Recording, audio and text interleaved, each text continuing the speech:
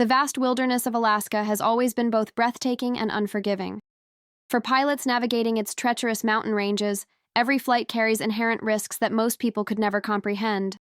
In 1994, one such flight would become the beginning of a mystery that would span over 2 decades, involving frozen glaciers, dedicated search teams, and a discovery that would finally bring closure to a family's longest nightmare. If you enjoy real mysteries like this one, please subscribe to our channel and hit the notification bell so you don't miss any cases. Thomas Mitchell was the kind of pilot that Alaska bred, tough, experienced, and deeply respectful of the land he flew over. At 43 years old, he had been flying in Alaska for nearly 15 years, accumulating thousands of hours navigating some of the most challenging airspace in North America. His weather-beaten hands told stories of countless flights over glaciers, through mountain passes, and across the endless tundra that stretched beyond the horizon. Tom, as everyone called him, lived in Anchorage with his wife Sarah and their 2 teenage children, Rebecca and Michael.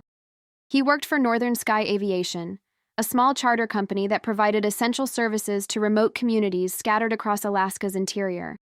Whether delivering mail to isolated villages, transporting hunters to remote camps, or evacuating medical emergencies, Tom was the kind of pilot people trusted with their lives. His routine was as predictable as Alaska's unpredictable weather allowed. Every morning, he would arrive at Merrill Field by 6:30, perform his pre-flight checks with the meticulousness of someone who understood that shortcuts in aviation often proved fatal. His colleagues described him as methodical, cautious, and someone who would never take unnecessary risks. He had turned down flights before when weather conditions seemed marginal, earning him a reputation as a pilot who prioritized safety over profit. On November 14, 1994, Tom was scheduled for what appeared to be a routine cargo flight. The manifest showed supplies bound for a mining operation near Kantishna, a remote area approximately 90 miles southwest of Fairbanks. The cargo included food supplies, equipment parts, and winter gear, nothing unusual for this type of operation. The weather forecast showed marginal conditions but within acceptable limits for an experienced pilot. Tom's day began like any other. Sarah later recalled that he had seemed in good spirits that morning, discussing their plans for Thanksgiving dinner with her family and mentioning that Rebecca needed help with her college applications. He kissed her goodbye at 7:15, promising to be home by dinner time. It was a promise he would never be able to keep. The aircraft Tom would be flying that day was a Cessna 206, tail number November 747 Charlie Mike. The 6-seat single-engine aircraft was well-maintained, having passed its most recent inspection just 2 months earlier. Northern Sky Aviation had an excellent safety record, and their maintenance standards exceeded FAA requirements. Tom had flown this particular aircraft dozens of times and knew its capabilities intimately.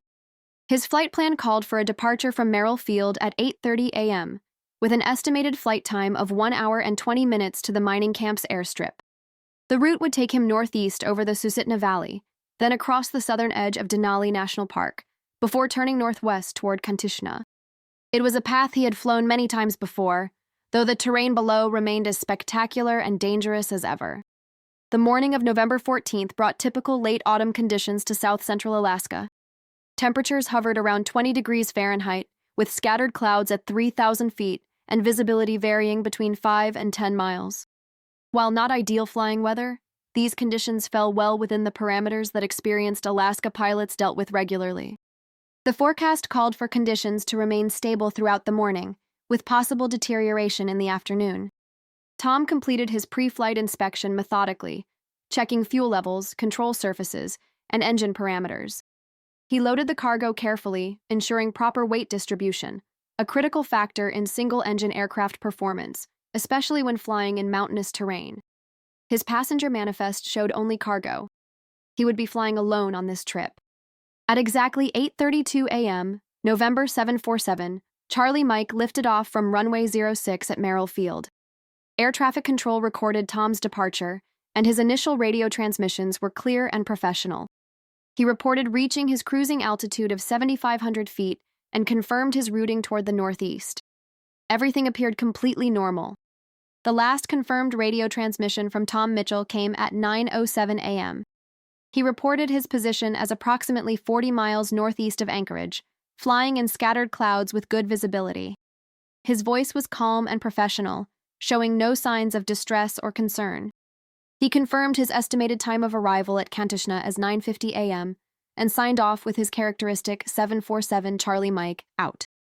After that transmission, November 747, Charlie Mike seemingly vanished from the face of the earth. When Tom failed to arrive at the Kantishna airstrip by 10:30 a.m., the mining operations foreman Bill Hendricks began to worry. In Alaska's aviation community, punctuality wasn't just professional courtesy, it was often a matter of life and death.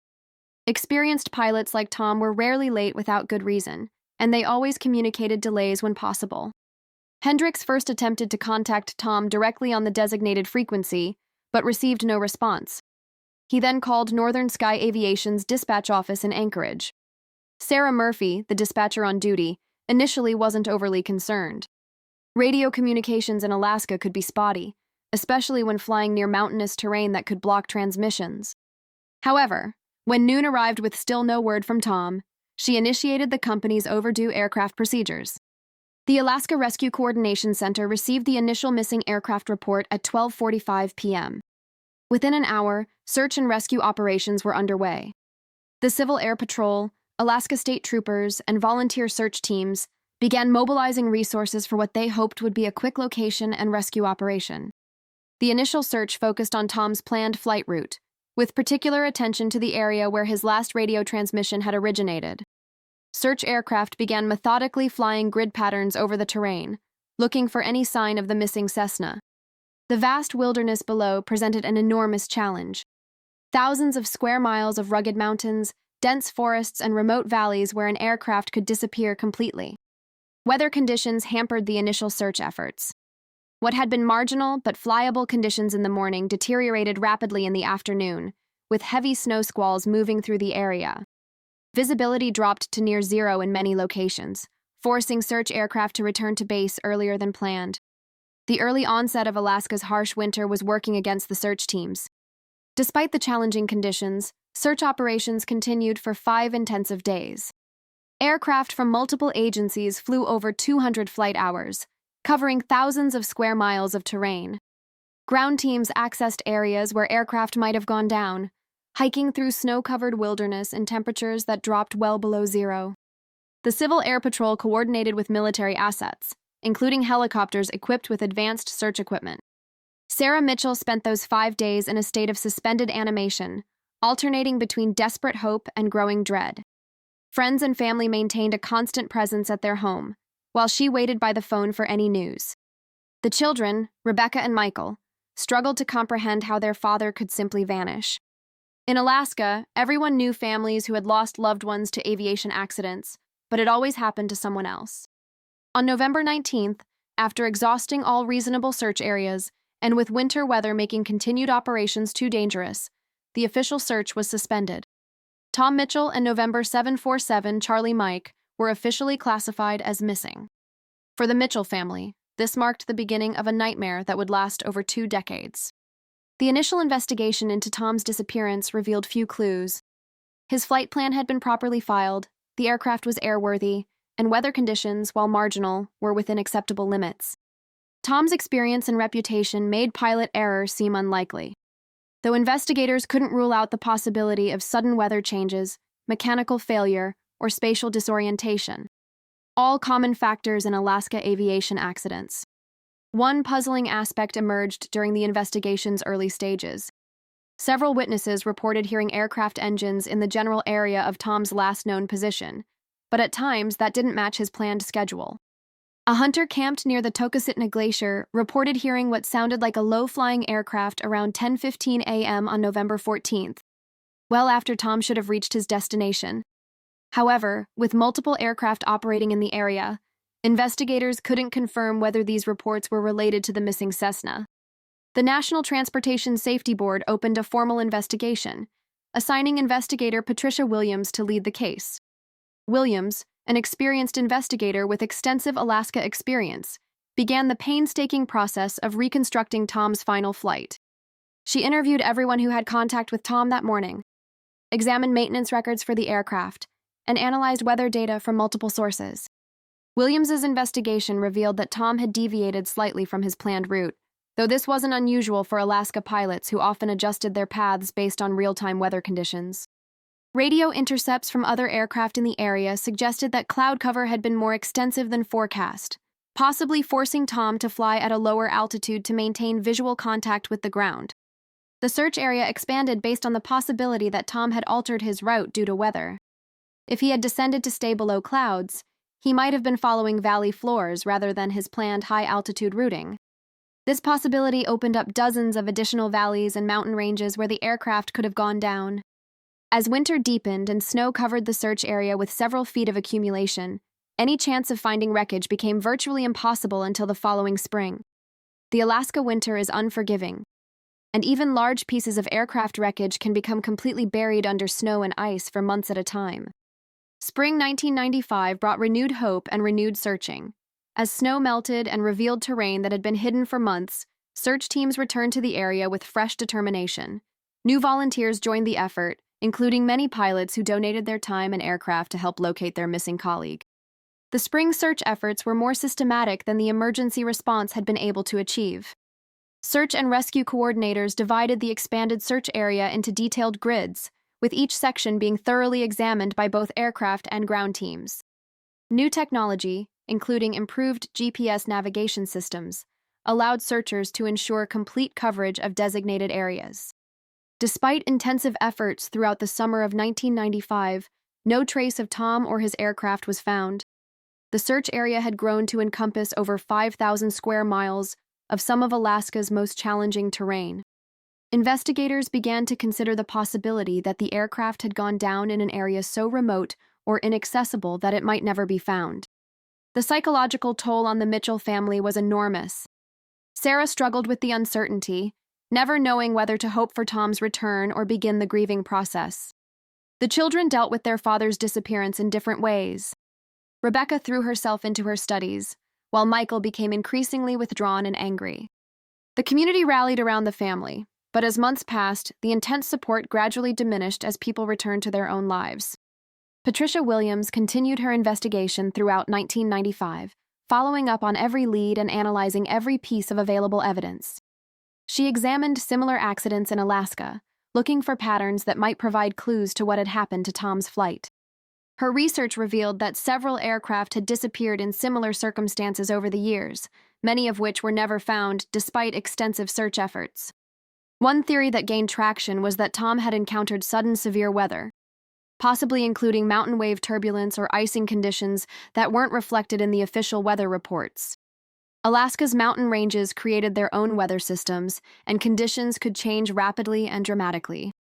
An experienced pilot caught in severe turbulence or icing could lose control of an aircraft within minutes. Another possibility was mechanical failure.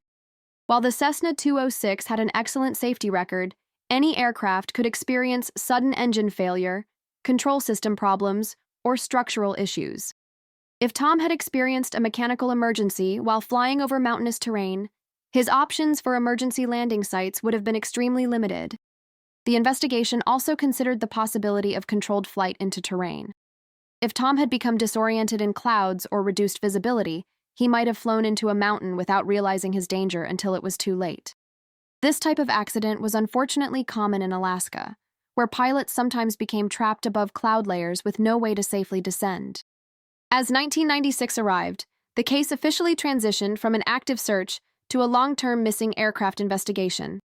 The NTSB maintained an open file, and search efforts continued on a smaller scale, often coordinated with other activities in the area.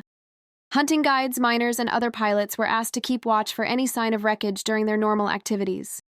The Mitchell family established a reward fund, hoping that financial incentive might encourage more intensive private searching. Aviation magazines published articles about the missing aircraft, keeping the case in the public consciousness. Several private pilots organized searching expeditions, particularly during the summer months when weather conditions allowed access to more remote areas. Years passed with no significant developments. The case gradually faded from public attention, though it remained active in aviation safety circles. Safety investigators used Tom's disappearance as a case study in the challenges of search and rescue in Alaska's vast wilderness. His story became part of the cautionary tales that experienced pilots shared with newcomers about the unforgiving nature of Alaska flying. Sarah Mitchell eventually made the difficult decision to have Tom declared legally dead in 1999, 5 years after his disappearance. This legal formality allowed her to settle his affairs and move forward with her life, though emotionally she continued to hope for answers. The children had graduated from high school and were beginning their own adult lives, but the unresolved nature of their father's fate continued to affect them profoundly. The early 2000s brought advances in search technology that offered new hope for resolving old cases. GPS systems became more precise and affordable, allowing searchers to document their efforts more accurately and avoid duplicating previous searches. Satellite imagery became more widely available, though Alaska's frequent cloud cover limited its usefulness for searching. Several false alarms occurred over the years. Hikers and hunters occasionally reported finding aircraft wreckage, leading to investigations that ultimately revealed old crashes from decades past or misidentification of natural objects. Each false lead renewed hope for the Mitchell family, followed by crushing disappointment when the discovery proved unrelated to Tom's disappearance. In 2008, 14 years after Tom's disappearance, a significant development occurred. A geology team working on the Tokositna Glacier reported finding what appeared to be aircraft debris embedded in the ice. The discovery was made by Dr. James Chen, a glaciologist from the University of Alaska, who was studying ice core samples in the area. Dr. Chen's initial report described metallic objects visible in the glacier face, approximately 200 feet above the glacier's base. The objects appeared to be consistent with aircraft wreckage, though positive identification was impossible without closer examination. The location was in the general area where witnesses had reported hearing aircraft engines on the day of Tom's disappearance. Recovery of the objects proved extremely challenging. The glacier face was nearly vertical and unstable, making direct access dangerous. Specialized mountaineering equipment and expertise were required to safely reach the debris. Alaska Mountain Rescue Group volunteered their services, but weather conditions and logistical challenges delayed the recovery operation for several months. When the debris was finally recovered in the spring of 2009, analysis revealed that it was indeed aircraft wreckage, but not from Tom's Cessna. The parts were eventually identified as coming from a military aircraft that had crashed in the 1960s. While disappointing for the Mitchell family, the discovery demonstrated that glacier environments could preserve aircraft wreckage for decades. This discovery prompted renewed interest in glacier searching for Tom's aircraft. Glaciologists pointed out that Alaska's glaciers were constantly moving and changing, and aircraft wreckage could become buried in ice only to reappear years or decades later, as the glacier moved and melted. This phenomenon offered hope that Tom's aircraft might eventually be revealed by natural processes. Climate change began affecting Alaska's glaciers significantly in the 2000s and 2010s.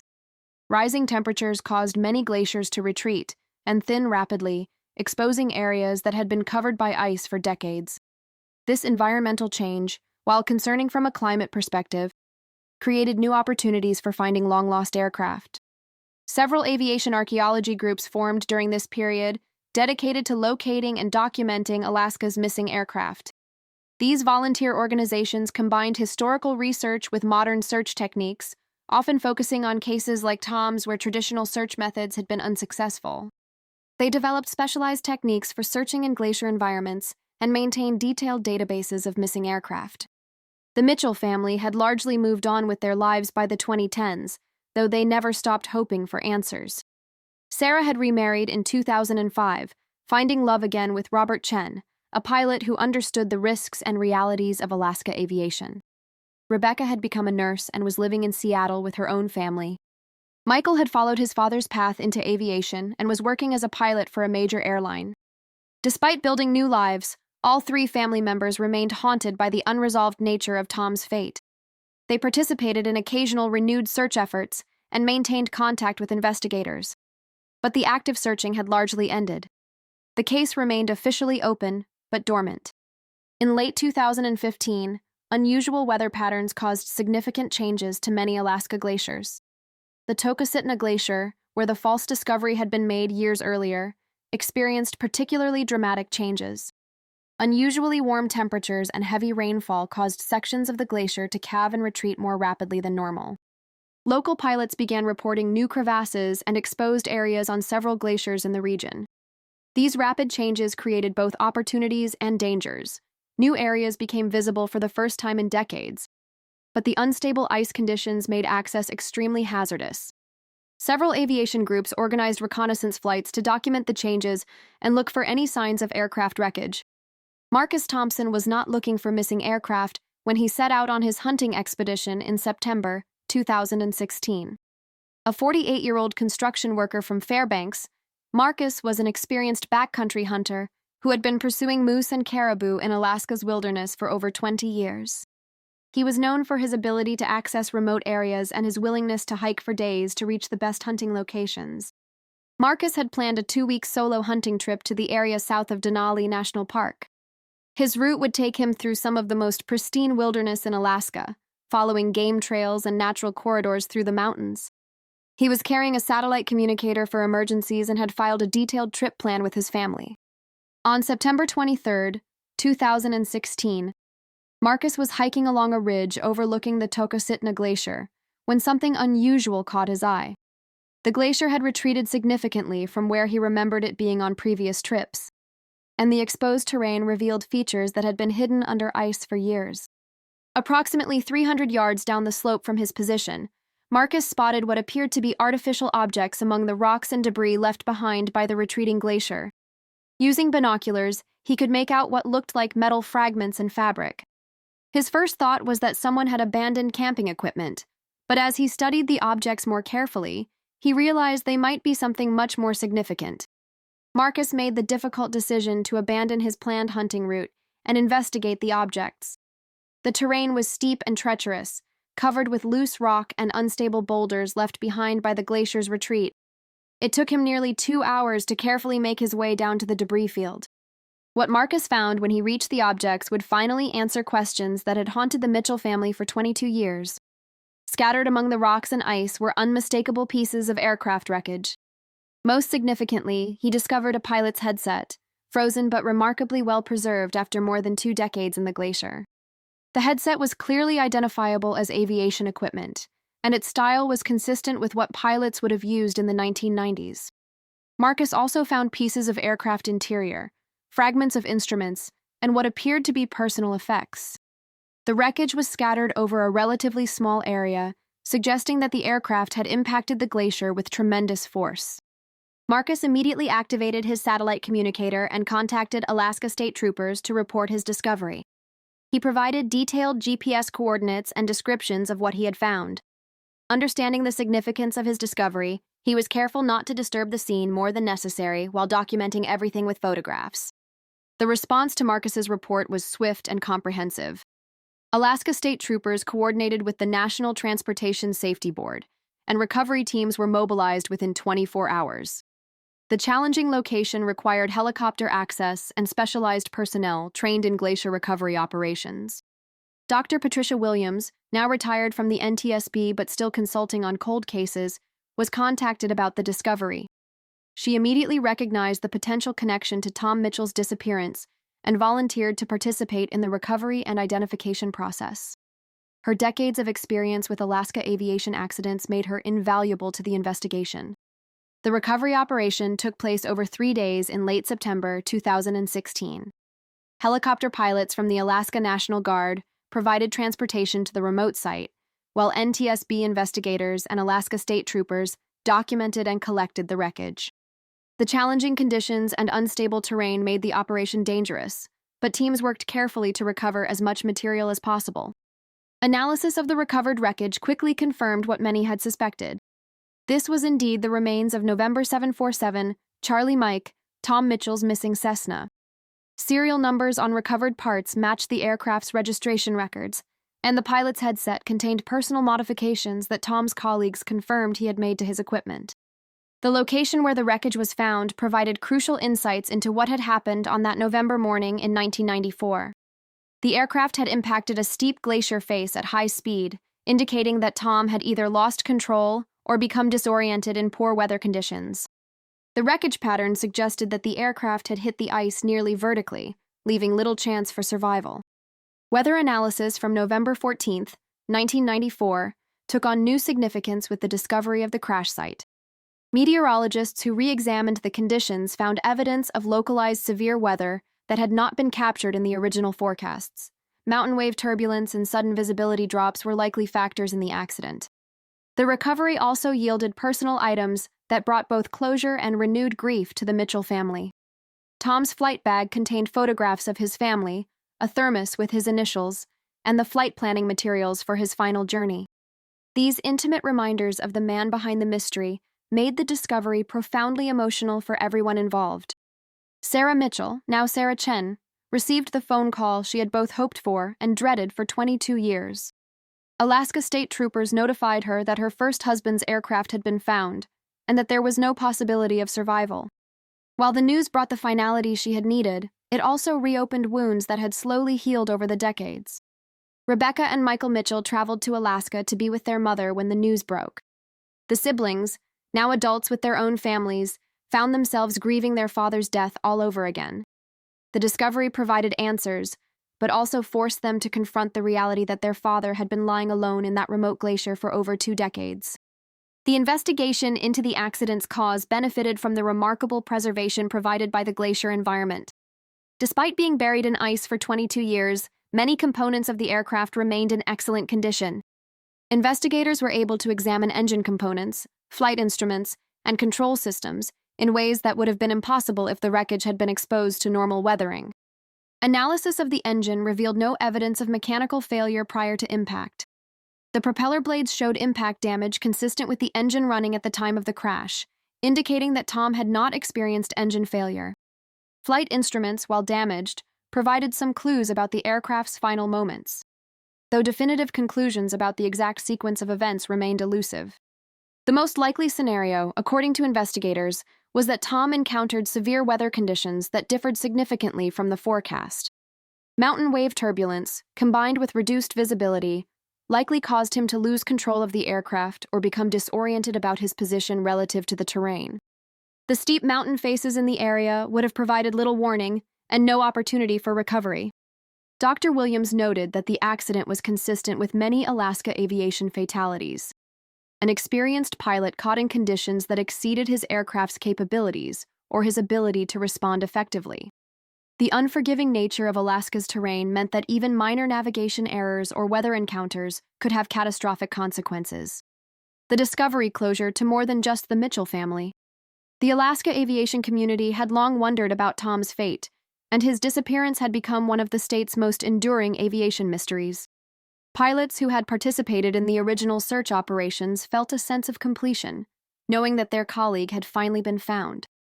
Northern Sky Aviation, the company Tom had worked for, had ceased operations years earlier, but former colleagues gathered to honor his memory when the discovery was announced. They remembered him as a skilled and safety-conscious pilot who had simply encountered conditions beyond anyone's control. His accident served as a reminder of the risks that Alaska pilots faced every day. The scientific community also benefited from the discovery. Glaciologists used the case to study how glaciers preserve and eventually reveal objects buried within them. The 22-year preservation period provided valuable data about ice movement and melting patterns, contributing to broader research about glacier behavior and climate change. Marcus Thompson, the hunter who made the discovery, became an inadvertent hero in the Alaska aviation community. His decision to investigate what he had seen, rather than continuing with his hunting trip, brought closure to a family that had waited over 2 decades for answers. The Alaska Airmen's Association presented him with a special recognition award for his role in solving the mystery. The discovery also highlighted the increasing role that climate change was playing in revealing Alaska's aviation history. As glaciers continued to retreat at accelerating rates, experts predicted that more missing aircraft would be revealed in coming years. This phenomenon created new opportunities for resolving cold cases, but also served as a stark reminder of changing environmental conditions.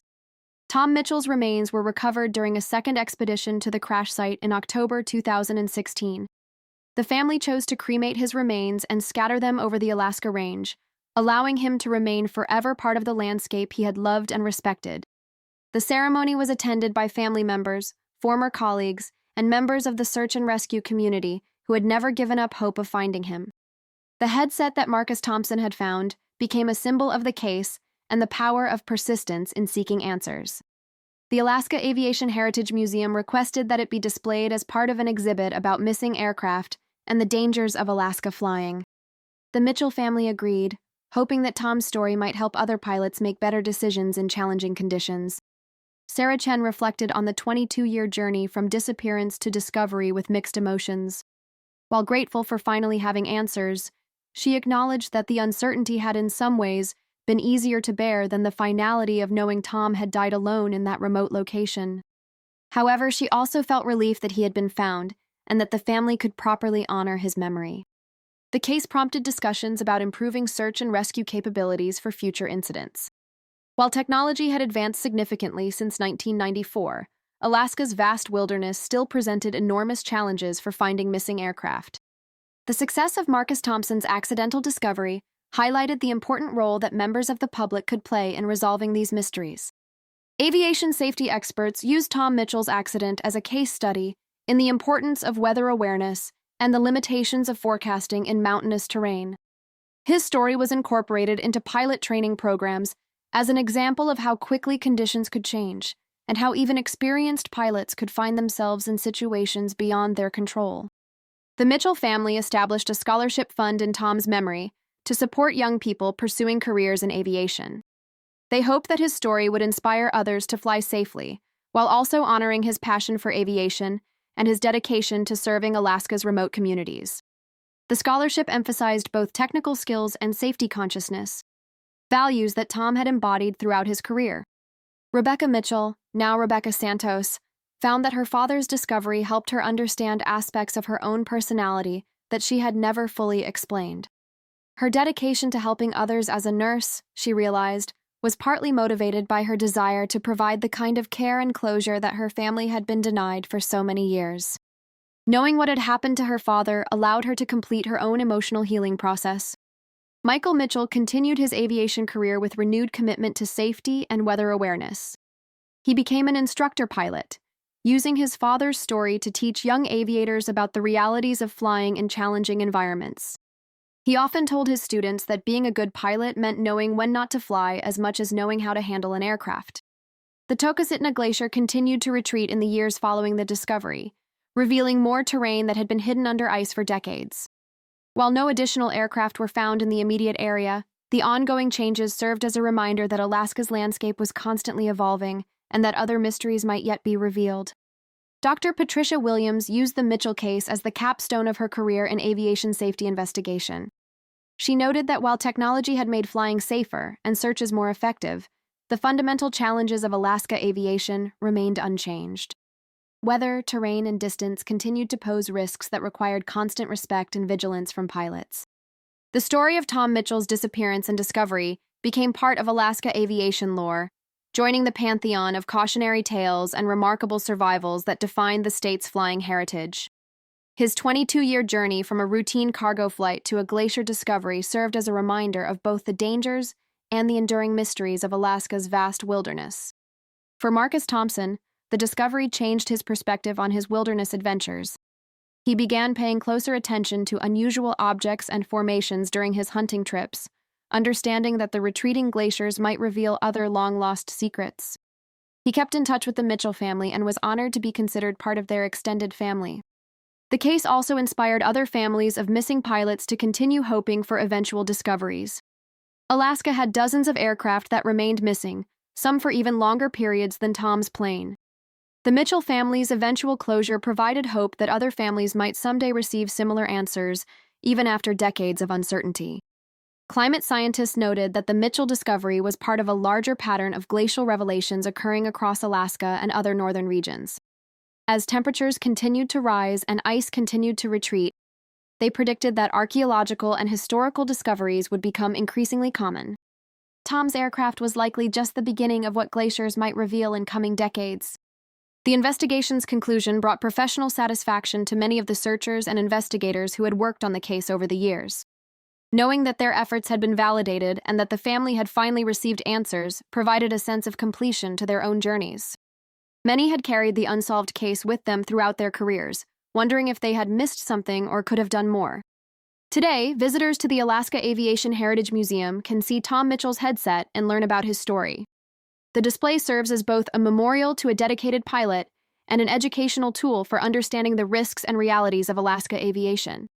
His story continues to inspire respect for the environment and the importance of safety in flight operations. The 22-year mystery of Tom Mitchell's disappearance ultimately became a story about persistence, hope, and the power of accidental discovery. From his final radio transmission in 1994 to Marcus Thompson's fateful hunting trip in 2016, the case demonstrated how mysteries could endure for decades before finding resolution in the most unexpected ways. Sarah Chen often reflects on how different her life might have been if Tom's aircraft had been found quickly in 1994. However, she also recognizes that the long journey to discovery allowed her to build strength and resilience that served her well in other aspects of life. The uncertainty taught her to appreciate each day and not take loved ones for granted. The Mitchell case serves as a reminder that in Alaska's vast wilderness, stories of loss and discovery are still being written. As glaciers continue to retreat and reveal their secrets, other families may yet receive the answers they have long sought. Tom Mitchell's journey from disappearance to discovery offers hope that even the most enduring mysteries may eventually find resolution. His story also emphasizes the importance of the human connections that sustain us through uncertainty and loss. The support of the aviation community, the dedication of search and rescue personnel, and the accidental heroism of a hunter combine to bring closure to a family's longest nightmare. In Alaska, where the landscape can be both beautiful and brutal, these human connections often make the difference between despair and hope. The frozen headset that emerged from the Tokositna Glacier after 22 years became more than just evidence. It became a symbol of endurance, memory, and the eventual triumph of truth over mystery. Tom Mitchell's final flight may have ended in tragedy, but his story ultimately became one of love, perseverance, and the unbreakable bonds that connect families across time and distance.